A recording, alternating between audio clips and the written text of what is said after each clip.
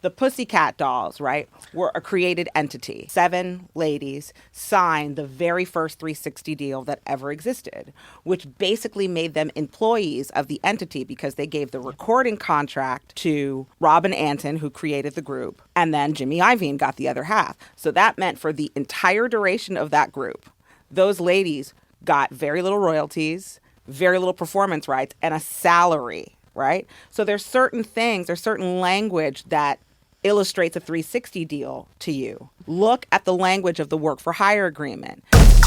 That's it, that's all. That's it, that's all. Tell me how you feel. That's it, that's all. That's it, that's all. Black excellence at its finest. How that skin glow, she's a true diamond. With the world at her back, she's still smiling. Never let that crown till she stays thriving. That's it, that's all. That's it, that's all. Keep it real. That's it, that's all. That's it, that's all. Is that really it though? All right, what up, what up, what up, what up? Welcome to That's It, That's All. Thank you guys for showing up. I got my favorite people in the world, my mentors, my big sisters, people that I think shaped me as an adult woman here in LA. We got Maiya Sykes, aka The Voice, aka she gonna bust it down and flip it down. She gonna do a mashup. We got Kenna Ramsey here, aka Cat Voicing, aka Wiggle Wiggle Miss Bottom, all of that. And today I want to talk about mentorship and guidance. And I brought these ladies on the show today because I feel like when I first moved out here, they really took me under their wing. They really showed me some ropes and just been there for me. And I think that's very, very important for people that are trying to do anything or just people that need support, especially when you're not from a city, you know, and you're coming to a new place. You don't know anybody. And I'm just truly grateful that y'all chose me. Y'all could have chose anybody. And I mean, I speak to you guys separately and I tell y'all, you know, how grateful I am for you guys. But like, I didn't really have like older influences, and not like y'all. I mean, they beautiful. Black don't crack. Look at me. Look at them. But like, I never really had that kind of mentorship because I kind of just moved to my own drum, and you know, I've gotten far, you know, doing it on my own accord. But like, it was very important that like I had people like you guys to be like, hey, what's up, or I need this, or I, you know, what you think I should do. Like that was very, very important. So that's what I want to talk about today. So my first question to y'all is, who were your mentors? Like, who shaped you or you felt like was your mentors, whether it was professionally or personally, whether now, before, or later? Anyone could start.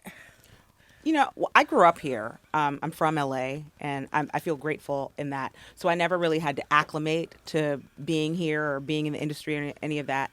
And my uncle was a costume designer. One of his biggest clients was Michael Jackson. So the background trio was a family. They're the Waters, and they're very well known. Okay. And they mentored me in a myriad of ways. But one of the ways that they mentored me was by showing me this is how we conduct ourselves, right? Not saying you should do this, but saying this is how we conduct ourselves. And if I had questions, they were open, you know, but they just allowed me to be myself. But they also gave me an example of, we've been making money at this for decades. This is why. The other thing that I think is really important is that I don't think that mentorship, me personally, has an age. So I really feel like I'm at an age where I'm being mentored by people who are 15 years younger than me and 15 years older than me. So that's a good in point. my opinion, mentorship is just guidance, and that can come in any form.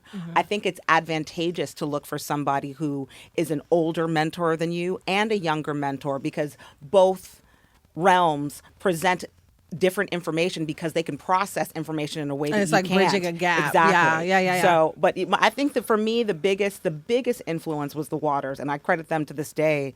I get to sing with them occasionally, and every time I do, it feels like I learned something else. So they would be mine. How about you, Kenna? Well, I'm from Virginia, Northern Virginia. So First of all, I'm from Northern Virginia. I- Like that voice. it is what it is. And so getting here to LA by myself was a thing. And I was mostly mentored by my peers. That would have been at the time when I got out here. Renee Goldsberry was one of the first people I met. We were screen testing for One Life to Live, and we made friends, and she's just been wonderful. She was already here, so she already kind of had established herself here, and I learned a lot from her. I met Camila Marshall at an audition. She's so awesome. And we've all been friends ever since. I was so excited to meet Black girls like me that didn't ask me why I spoke so weird and I wondered where I was from or whether I knew where I came from, all of those types of things that come up for me from time to time. But they were really great at just introducing me to the people that we still know to this day. Yeah, your they're all uncle, amazing. you know what They're I mean? amazing, All yeah. of us have been, we were all in our growth period of just figuring out what we were doing here, what LA looked like, what acting was, when were we using our voices, you know what I mean? Getting gigs, working at Universal Studios, all of those things happened just from meeting those two and just kind of meeting everybody that were their chosen family. Well, that's amazing because it's I'm so grateful because my uncle did bring you guys into my life. He wasn't even here when I decided to move out here, and he was like, "These are the women you need to be around, and they're gonna look you out." And when people place you with somebody, it's just kind of I never felt like y'all felt like it was obligation to guide me, and that's what felt so great about it. I was really oh, okay, these are women that really got my back, and it was very influential because there's specific moments that I have for the both of you guys. Maiya is one of the smartest people I know. I literally tell her I need you to send me a word every day. I was there's some things that come out her mouth. I'm just what? Right.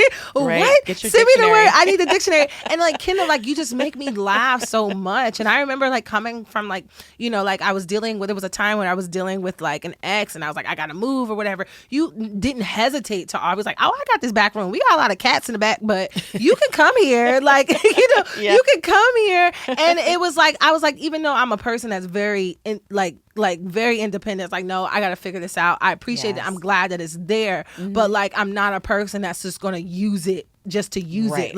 I was if I'm gonna use these cards, I gotta use it when I really need it. But I also want to challenge that notion just as women of color. Right. Because we get into that mentality where we don't ask for help until the wheels have fallen off. Right. And we need to stop that. You're right. The only reason why I'm saying that is I'm saying it to myself too. And I've really made an effort to, people don't want to help you willy-nilly. If they offer you help, look, Kenna ain't going around saying that to every Tom, Dick, and Harry. Do you know what I'm saying? Oh, I know. No. So I'm certainly I not. just feel as women of color, we've taken on this, we must be on the struggle and figure it out. And we need to let that go, dude. Well, I don't know if it was necessary. Yes, I agree. I understand I that you agree. wanted I to understand do your that. thing. But I think for me at the time, it was more so yes, I have all these resources, but I also have to prove to myself that I can handle it. You know what I mean? Because There's nothing wrong with that. No, and that's where I'm coming from. It was more so because I already know,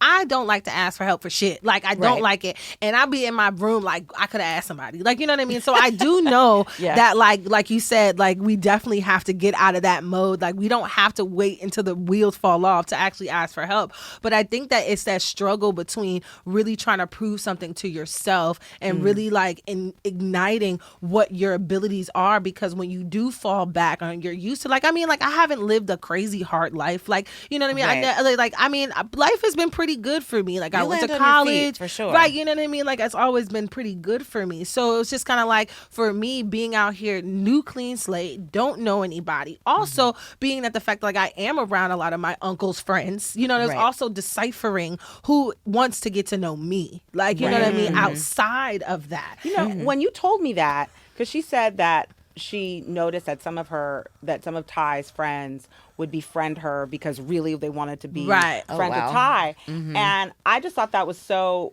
I never knew that was a thing. Oh, it was a thing. But I also realized it was never a crazy. thing for us Yeah. because we just had true friendships. So it wasn't a thing to extend, to another person. Right, You know what I'm saying? right. It wasn't like I wasn't looking going, what can I get out of this person? Yes. But I don't have friendships that are that way. But I'm very grateful that I've been Yes. able to rock But in see, that here's community. the thing: That's what I'm the like, difference that's what between black you girls guys, do. right? Facts. Right, facts. That's it. Facts. But the things between you guys, you were actually his friends. Facts. That was the Already, thing. yes. There was people that were his quote unquote fan yeah. friends. Oh, I you see. that I didn't know. You know what I mean? Like coming in, I had to Right. figure that out. I get like that. you know what I I'm get saying? that. And I get that's that. what that Yes. was. So like I said, like you guys have been amazing. So I want to say, like, what was one of the biggest like lessons you think any of your mentors taught you? Whether it was elementary, whether it was your parents, whether Read it the was contract. Ooh. Know how to read a contract.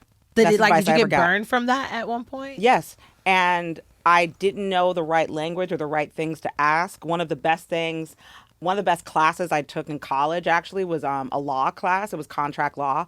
But a producer I worked with basically showed me, even if you don't know how to read a contract, what language to circle that's basically questionable. Oh, what's questionable? Tell us. Well, Tell the people. okay. This is a very esoteric example, but I'm going to use this example to show what I'm talking about, right? So the Pussycat Dolls, right, were a created entity, okay? Mm-hmm. They had the members, 7 ladies, sign the very first 360 deal that ever existed, which basically made them employees of the entity because they gave the recording contract to Robin Anton, who created the group. And then Jimmy Iovine got the other half. So that meant for the entire duration of that group, those ladies got very little royalties, very little performance rights, and a salary, right? So there's certain language that illustrates a 360 deal to you.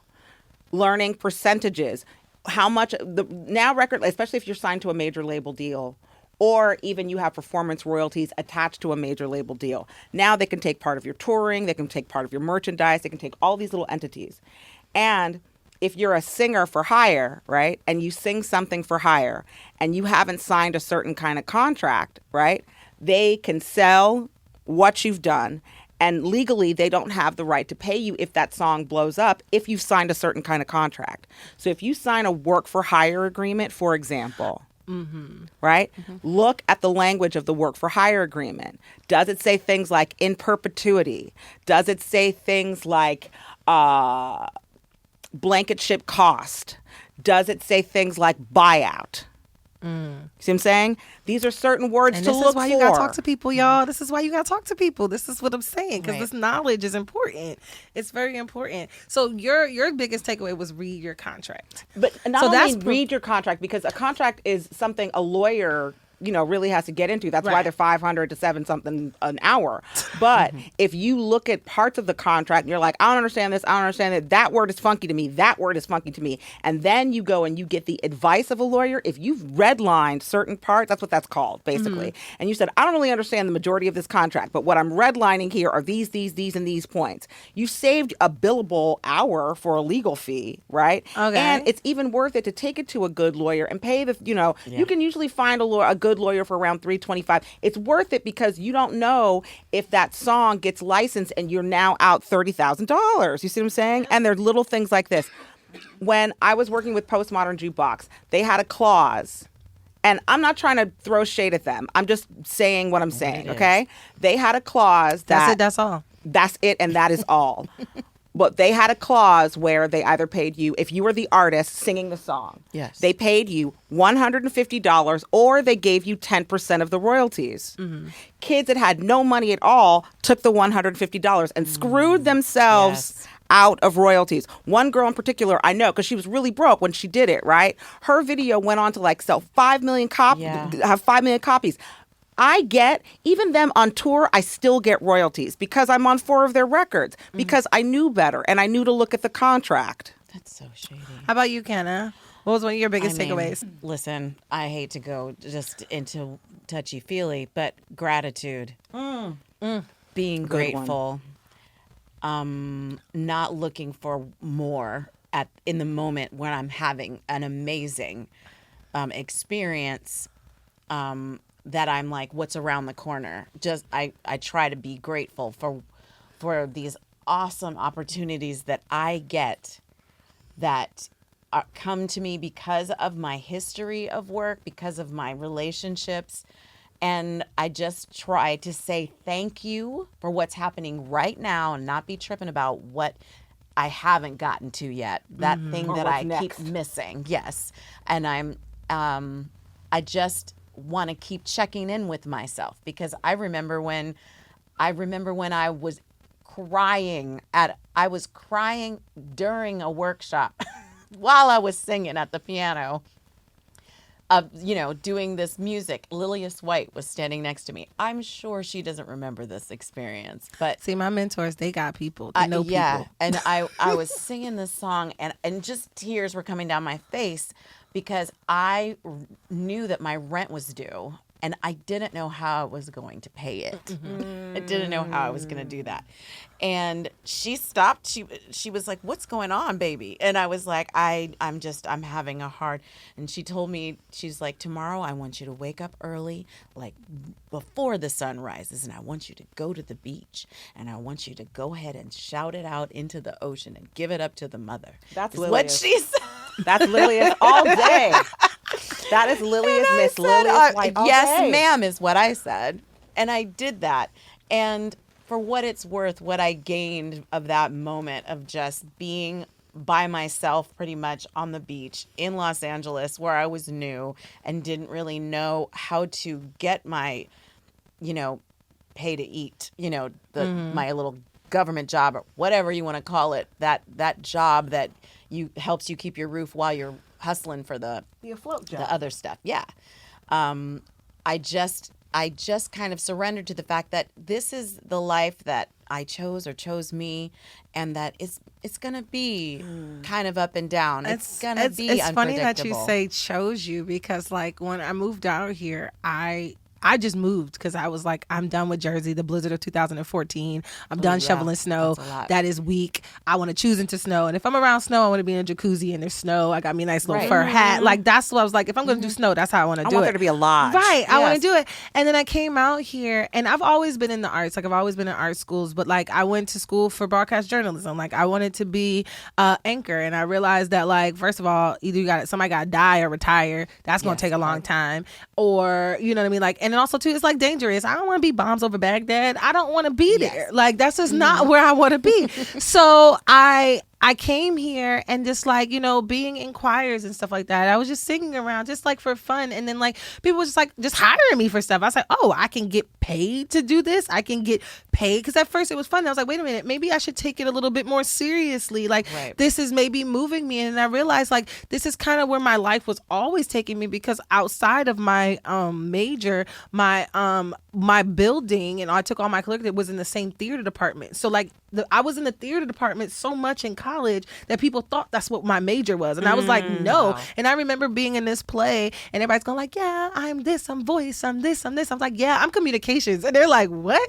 And I was kind of like, I realized that like sometimes life takes you in directions you don't know that it's leading up to, and I didn't realize that, okay, wait, I do have a gift. But the biggest thing for me, like you were saying about being grateful and being like gratuitous about what's happening in your life, it was the moment for me where I had I deal with anxiety, like, and it's not because like anything of like super trauma, but it's just more so like the way my brain works. It's very meticulous, and when too many things are happening, or I need to get too many things done, like I completely like short circuit. That's what I like to call it. I don't know a black woman in Los Angeles that doesn't suffer from anxiety. Okay. I just thought that was... All right. I just thought that was part of the makeup All right, of and us. that'll be another episode. But yes, that'll be another episode. Like every black woman I know got some way. Like some of them are micro dosing, some of them smoke weed, some of them are on Xanax, some of them are on Do Zoloft. a whole bunch of I'm telling you, stuff. like I don't know any. I'm a backtrack. Not only do I not know any black women, I don't know any women of color. Period. Yes. Period. That Because don't have some well, I mean, kind going of back to the anxiety. lesson, right? I realized that like the source of a lot of my anxiety was like I have many talents. Like I don't like I was an athlete growing up. Like I've just been good at the things that I decided to do naturally, right? Like and there's things that I've been trained on, but there's just things like okay, I want to do this. I'm good because it's just what I don't know. Like maybe it's the gift from God, but I realized my source of anxiety was me feeling like I was being put in a box. Like you have to do this. Yeah. You have to do this. And then somebody told me like you can literally use all your gifts. And that was one of the reasons why I was like I'm grateful that this, you know, like my podcast for them. I was like, what are we going to talk about? Because I literally looked on New Year's Eve of this year. I looked up at my degree and I was just like, yo, I'm still paying for you, bruh. Like I gotta use you. Yeah. Like what am I gonna do to use you? And it was just kind of like I don't know how to talk about anything about but my experience. Like I'm a Black woman in America. Like I have a lot of women that I talk to that we are talking about the same things. We're feeling the same things. And I was like, that's what it's gonna be about. But And why is that bad? no, it's definitely not I bad. feel like too, you were saying that before when you were talking about being in journalism, you had to like wait till somebody died or whatever. But I honestly think that we are in a day and age where you get to create your own path in a way that's never well, existed now we before. know that. Now we know that, but that's not what we were taught. That, but I Right. feel Like, like, you know what I mean? But I see there I challenge. We were taught something entirely different. Maybe not in school, but we came from women in our history, all of us, that did a multitude of things. And Absolutely. they got it done. Absolutely. We all come from ancestral lineage. Even if it wasn't your mother, it was your grandmother, your great grandmother. There is some woman in your family that already had to use her ingenuity to get what she wanted, a backdoor kind of way. And I Yeah. think that my anxiety sometimes comes from being competent. And we live in a generation in which That's competency incompetent. is No common not sense. rewarded. Right. Incompetency is rewarded. Competency is given more things to do. Too so much it's to almost do. like it's almost like you want to hide the fact that you're competent if you are, because you're going to get all the work. And That that's strong Black woman syndrome. It's the I'm strong. so over it's that it. strong Black woman. It's like I don't want to be that strong, bruh. I'm Like, not that strong. But it's like you're not. But it's just like Period, also I'm too. not. But going back to what you said, Maiya, it's like no, I'm not that strong. Nor do I want to do it. But when we're at the plate, we just kick into gear, and that's what like basically like I understand it. Like the ancestral that we have is us having to kick into gear regardless if we want to or not. But now we get to kick into gear for ourselves. And that's the Word. thing I'm trying to really embody. Word. I remember maybe 10 years ago watching that. It was like the Actor Circle, I want to say, with James Lipton, that guy. Okay, and he had George Clooney on. And I took what George Clooney said to heart, and I call it the Clooney principle. So George Clooney, if you're watching, I base this on Hi, you. George Clooney. Hi, Clooney. Hi, George. Hey, Amal. What you doing? What up, George? What up, Amal? Hey, twins. What up, Italy? Anyways, but he said something that I found really profound, and it's really been a way I've been trying to lead my life. Because I wrote this in my journal 10 years ago, and I read it recently. In the last couple of years, I've really been trying to embody this. So he said, I've been lucky enough to get to a place in my career where I get to do one for me and one for them. And I used to think that the one for me was self-indulgent until the one for me started winning them Oscars. So now I do one for me and I do one for them, because the one for me is also for them. So now I look at it that way.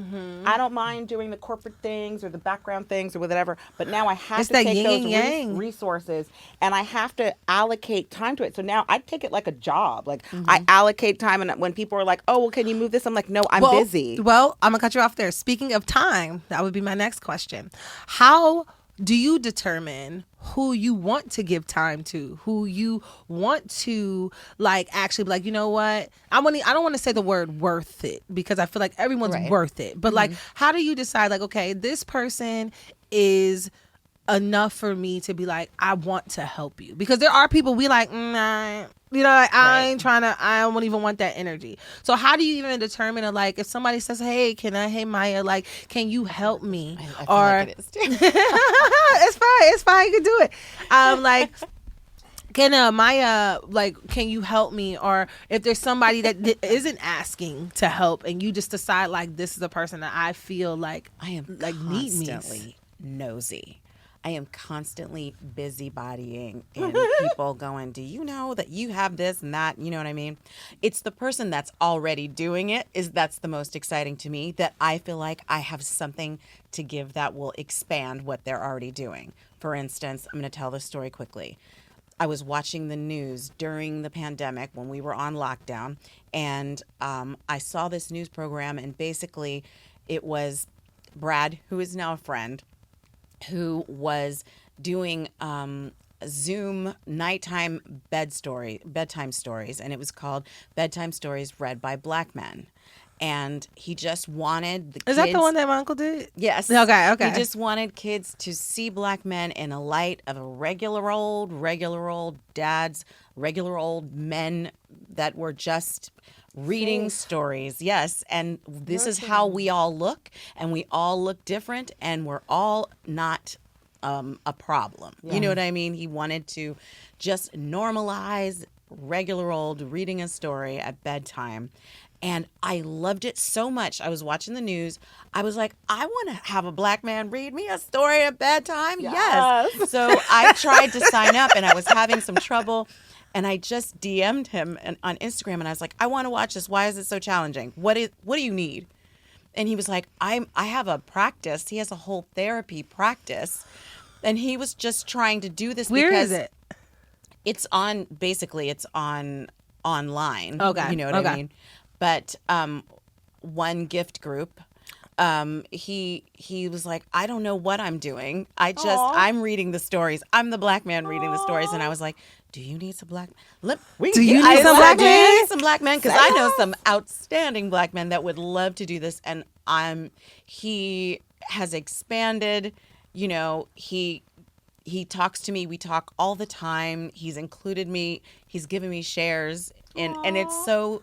And that was what excited me, seeing him working to do something that I thought was a great idea, and I felt like I had something to offer him. So those are the kind of moments where I get excited about knowing something you don't know that could help you. Mm-hmm. So, and he was already on the hustle, and I just wanted to help. So I guess that's what I'm saying is, for me, it's just if my heart speaks to it. There are people that are like, will you help me do such and such? And I'm like, as hard as I have scraped and struggled and all of the things that I have done, made mistakes and learned from them, I need to see some effort. Right. It's like the Shark Tank. It's like Shark Tank. Like if you don't got a plan, they're not about to give you the money. Yeah, I don't. Got it. I'm not going to say you have to pay your dues, but there is something to be. Wait. Okay. All right. Going back to what you said about paying dues, what does that mean to you? Because I feel like I was watching. What was I watching? I was watching Housewives of Atlanta, and Candy said that, like, sometimes Black people feel like they need to be in a struggle, like they need to stay in a struggle. Like, but if I worked hard for my kids to not have to start there, why do they have to start there? Like, why do we think that, like, making it means you have to come out the struggle? And so, like, paying your dues, what is that? Like, what does that entail? More so, is it like me making sure that you actually put in some work to it, or like you want me to struggle like I struggled? Okay. One of the people that I saw do this well that came from some money, there's two examples, but one of them is my friend Nick Block. And the Blocks came from some money, right? They had I think they invented a cash machine, a cash register or something. I don't know exactly what the Block family did, but they got some coin. Like they're not starving, right? Mm-hmm. So they could have been like, here, we got 3 children. We're going to give this one an endowment fund. We're going to give this one a da-da-da. We're going to give this one, right? Mm. They always knew they were going to give their kids something, right? Mm. But instead, they saw where their interests lied and tried to stoke the fire of, okay, let me see what your interest is talking about. Let me see that you really are going to take that interest, like you're not going to fly by night here. Right. So let me see that you're going to put some work and some ingenuity into it. You don't have to have all the answers. You don't even have to know the exact path, but if you have the passion for it, I think what you're saying, and I'm saying this is point, I think it's more that people want to see that you have the passion and the drive behind it. You might not necessarily know the right road or the right things to ask, but if you have the passion and the drive for it, you're going to find the right road. You're going to start asking the right questions. You might fail a couple of times, but you're going to keep trying again. And I think nobody nobody wants to give their resources or their and time being a resource, right? Nobody wants to give those resources to somebody who is going to try once and then get deterred if it doesn't go right the first time. It might not go right the first half a dozen times, but if I see that you're going to get up and start again and try again, I'll help you. You know what I mean? And for me, that's how I look to help people. I'll help anybody get on the path, but don't come back to me if you haven't done something to stay on the path. I'm not going to help you again. That's mine. That makes sense. That makes sense. Okay, well, I have a little game. Ooh. I have a little game. Okay. It's called Who Do You Choose, right? And we're talking about mentorship. So I'm going to read people and you guys tell me who you would choose to be your mentor. Okay. You guys ready? Get it. Diahann Carroll or Eartha Kitt? That's not even cool, right? Now, I guess I'm going to go first. She said that's not even cool. Only because, yeah, that isn't even cool. But I got to meet Diahann Carroll. I never got to meet Eartha Kitt. And I got to meet Diahann Carroll because of Roxy Roker, Lenny Kravitz's mom. And I got to ride in the limousine with them while they cackled and drank champagne. And I'll never forget that my mom was saying, okay, ladies, adjust your bra straps. And Miss Carroll said, I'm not wearing a bra. More than a mouthful is superfluous. Ooh. And it was the best thing I've ever heard. Okay, so you go with Diahann Carroll. Only because I got to meet her. Okay. Right. Then Diahann Carroll, Eartha Kitt. Eartha. But I'm going to go with Eartha because it's all about the purr for me.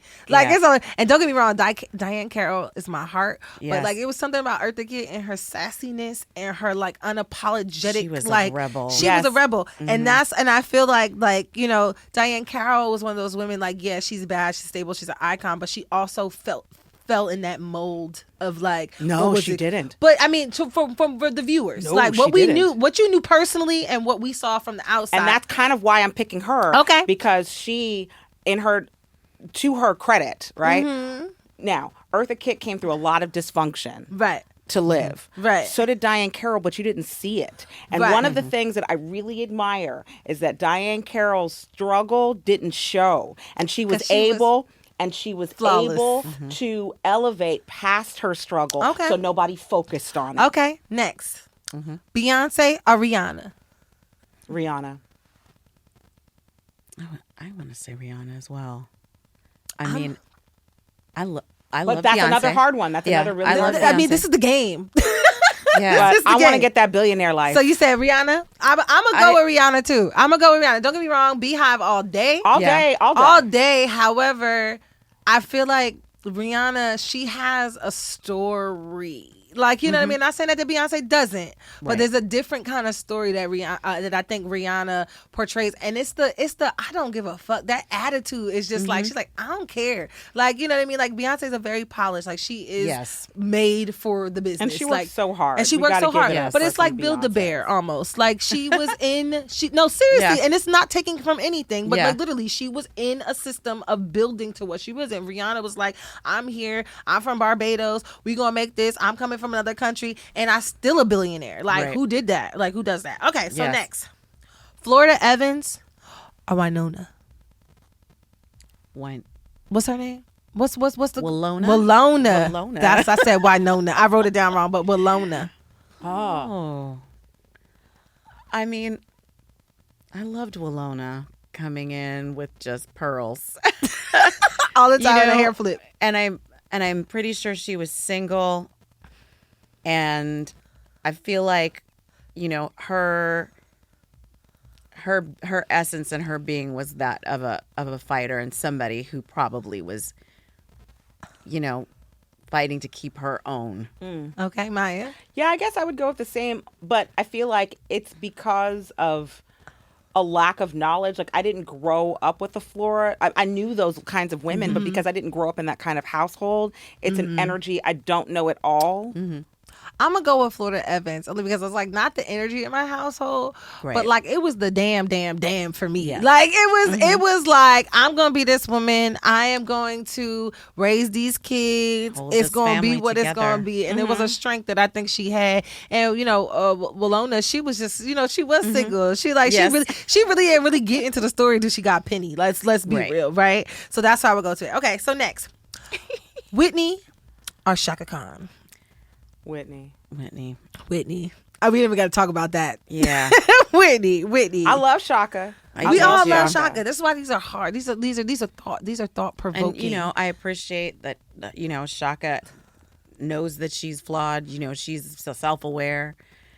I just Whitney is just my heart. You know what I mean? At the time she came into my life, right? I was so the impressionable. greatest gift of all. And I just feel too, I guess I'm picking her because there's a part of me that will always have this eternal sadness that she never really got to live as herself. Yeah. And even in that, she still gave us some of the greatest music we've ever heard. Yeah. Okay, this is the last one. Debbie Allen, Lorian Gibson. Debbie Allen. Debbie. Sorry. I'm gonna go with Debbie, but I'm also gonna go with Lori. I'm taking both because I tilt the wheel of professional dancing and also my generation of dancing and the boom cat. I mean, when you say, you got fame, you got boom cat. I mean, I don't know.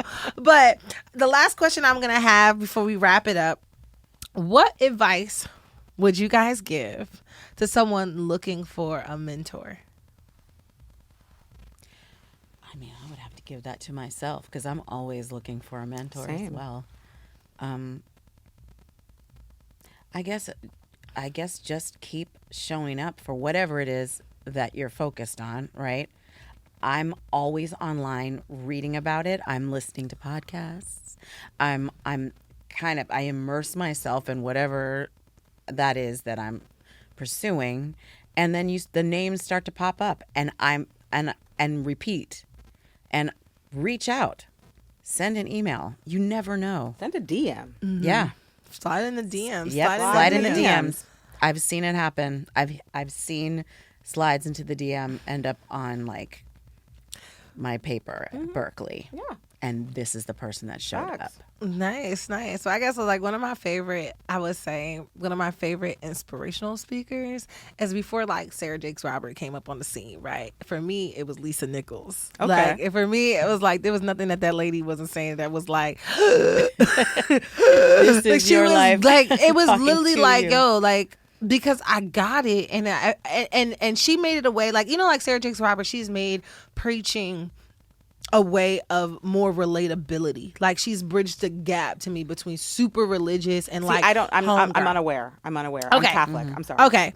Well, there's when you're dealing with I'm Baptist. So when you're dealing with that kind of preaching and that kind of style, it's also been very she's a preacher, and it's also been very male dominated. But she has built the gap between I'm a home girl, it's like us, but preaching the Bible. That's how she's she's coming out there fly. Mm-hmm. She's coming out there speaking in words that we actually know. Mm-hmm.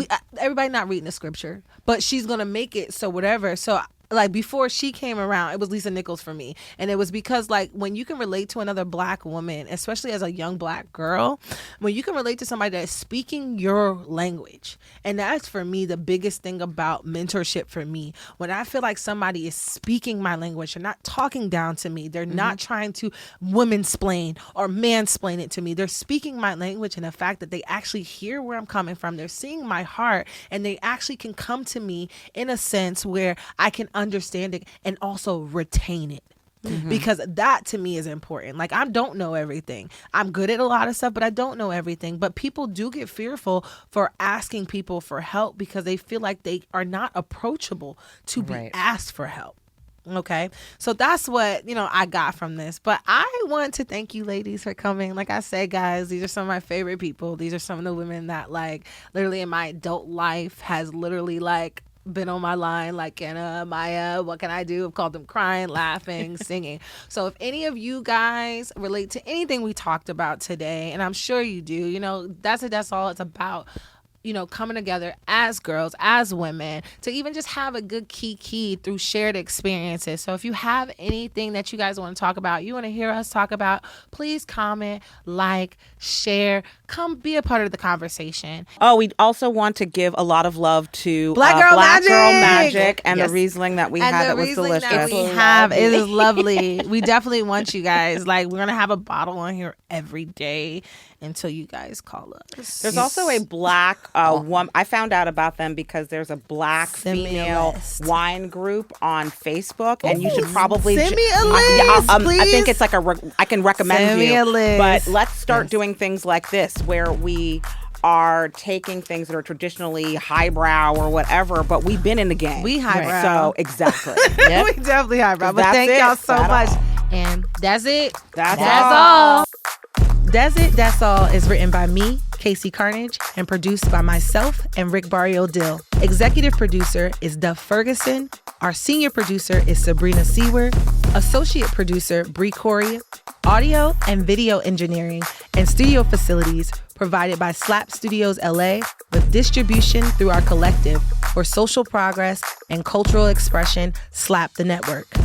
If you have any ideas for a show you want to hear or see, please email us at info@slapthepower.com. And as always, go to dazitdazall.com and sign up there to make sure you will never miss a thing. See you next show.